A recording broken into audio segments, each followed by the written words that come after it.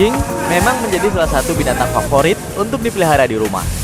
Selain berfungsi sebagai penjaga rumah dari binatang pengerat, tingkah lucunya selalu mengemaskan.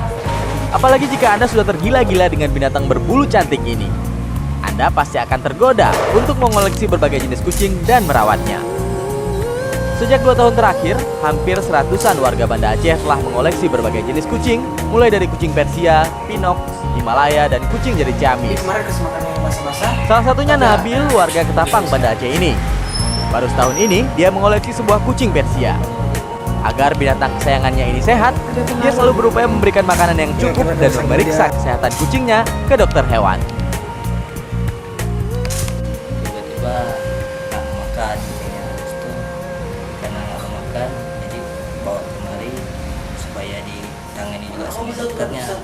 Maka ada dokternya, jadi kalau kenapa bapak ada langsung tangan kita.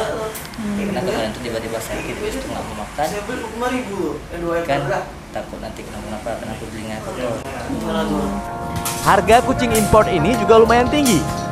Di gerai penitipan hewan di Bilangan Setui Banda Aceh milik Iwan ini, harga kucing impor dibanderol antara 3 sampai 5 juta rupiah.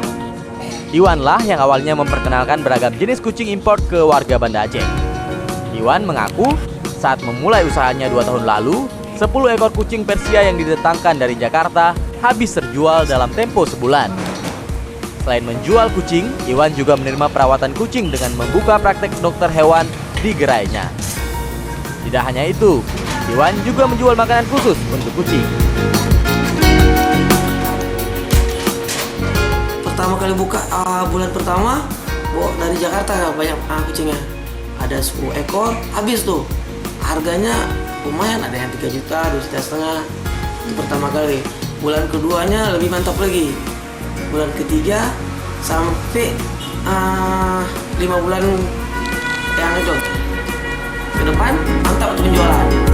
Untuk mengoleksi kucing-kucing cantik ini tentu Anda harus rela merogoh kocek Anda lebih dalam. Tapi bagi para pecintanya, hal itu terbayar dengan tingkah lucu dan mengemaskan dari binatang berbulu cantik ini. Dari Banda Aceh, Munandar melaporkan untuk Aceh Video.